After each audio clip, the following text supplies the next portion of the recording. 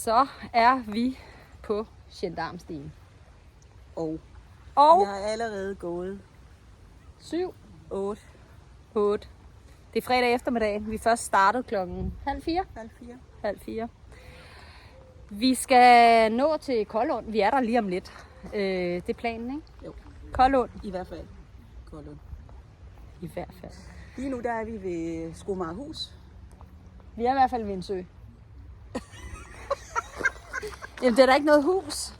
Jeg tror sgu da, det er det deroppe. Heroppe er huset. Skomagerhus i Bjerg. Det der. Det der, det er... jeg ved ikke, hvad der er for en sø. Det er Vi har været i Kruså. Så det Flensborg Fjord, tror jeg. Flensborg Fjord. Det var et godt bud, så det er faktisk ikke en sø.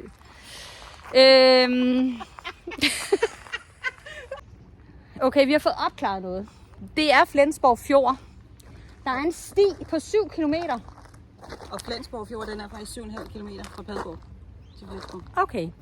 Det stykke, vi skal til at gå nu, Ja. de næste 7 kilometer, der går man på den dansk-tyske grænse. Ja.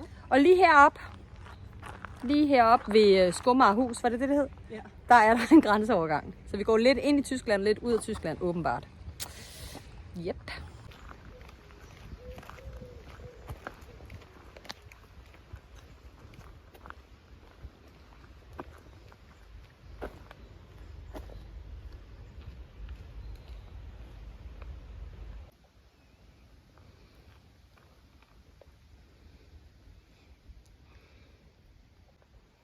Velkommen til Tyskland, siger min telefon. Ja. Men den sagde jo også, at vi skulle gå ind og ud af Tyskland. Så er det lørdag morgen. Og vi er ved at pakke sammen.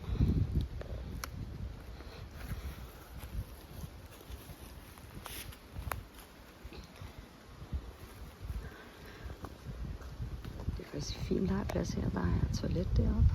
Og så er der vand i nogle bygninger derovre.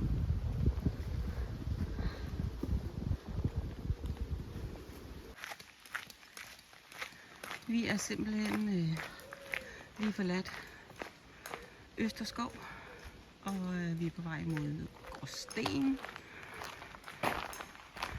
Så der var rigtig hyggeligt og fedt at gå her.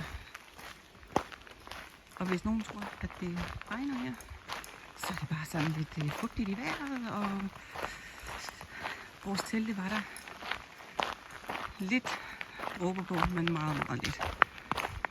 Og vi lå nemlig inde i skoven og tænkte, ej, hvor det var pisse ned. Vi gider ikke åbne her til morgen. Og det gjorde det bare ikke, og det er så varmt. Vi går langs kysten. Altså, det er lige før vi næsten ikke engang kan se vandet. Vi har gået et par timer, og fordi det er så diset, så er det sådan fugtigt, og vi har det ret varmt. Sådan, vi sveder. Vi er på vej til Gråsten. Ikke, Hanne? Ja, vi er på vej til Gråsten. Og lige inden vi når dertil, tror vi nok, så skal vi over en dæmning ved Egernsund. Så det er det, vi er på vej til nu. Hanne, hun går og snakker brumbær.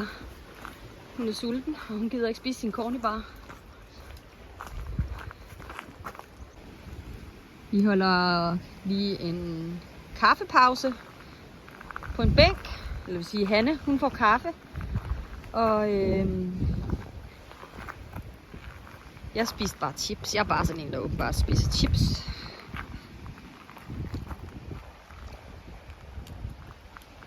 Det er altså mange, der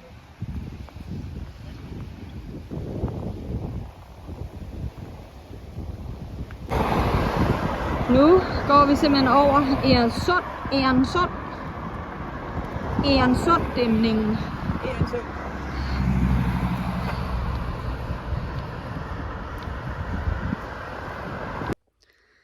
Godmorgen her fra søndag morgen på Gendarmstien. Det har regnet i nat. Vi var tørre inde i teltene, men det er vådt at pakke ned. Så det tager lige lidt længere tid at få pakket det hele sammen, når man sådan skal passe på, at det tørre ikke også bliver vådt. Men solen skulle komme frem senere, så vi kan få det hele ud og tørre. Så det satser vi på.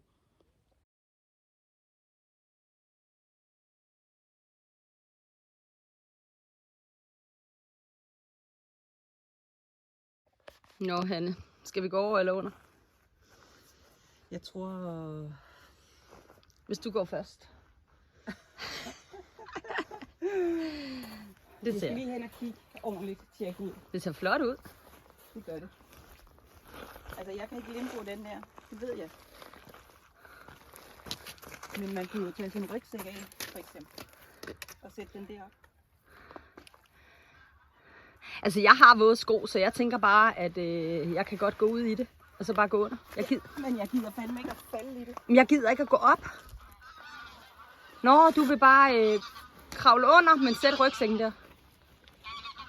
Yes. Jeg tror, den holder. Det er faktisk lidt smart.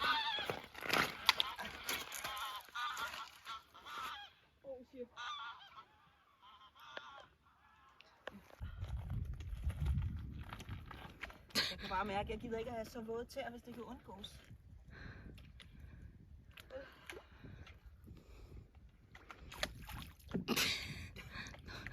Du finder en tredje sten. Jeg har allerede 2 fra våde strømper.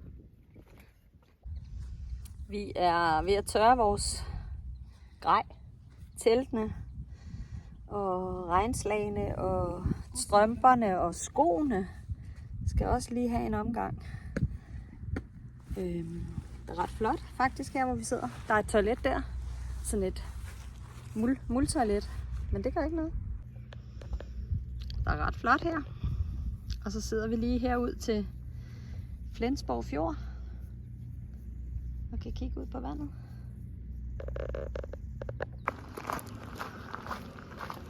Campingpladsen ligger jo også lige derude, ikke? Det skulle godt være.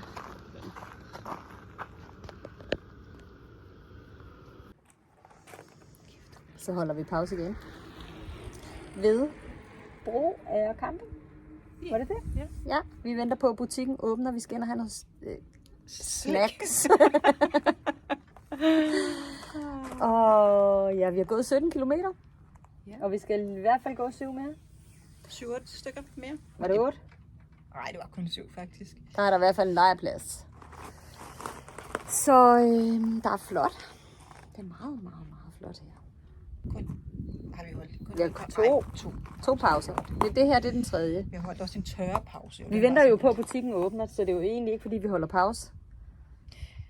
Det er jo egentlig også fordi, at jeg er gået tør for brød. Frokostbrød. Ja. Og det er på en eller anden måde, så går det lidt hurtigere. Jeg er gået tør for slik. Og protein.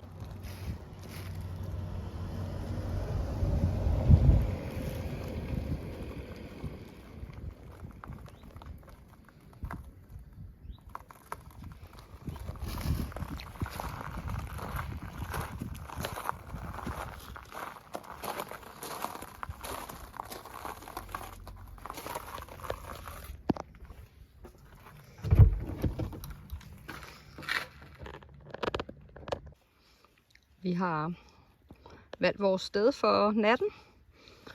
Vi er gået 25 kilometer. Og vi er, jeg ved sgu ikke, måske 5-7 kilometer væk fra Sønderborg. Så der går vi hen i morgen, og så når vi når dertil, så tager vi den.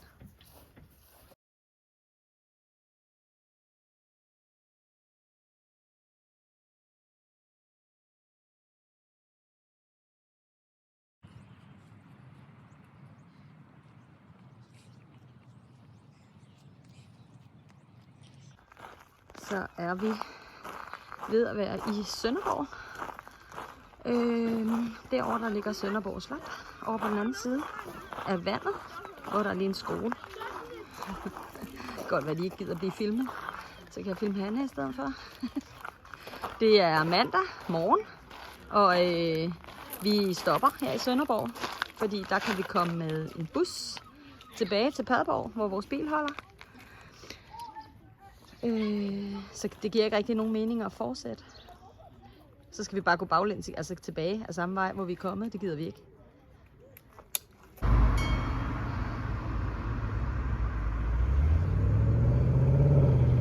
ligesom at Korsør. Skal vente på, at broen går op. Skal et skive igennem.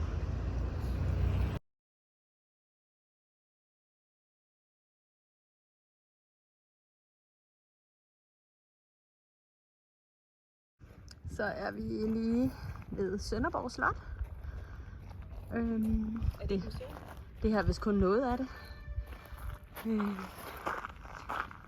Jeg ved det ikke rigtigt.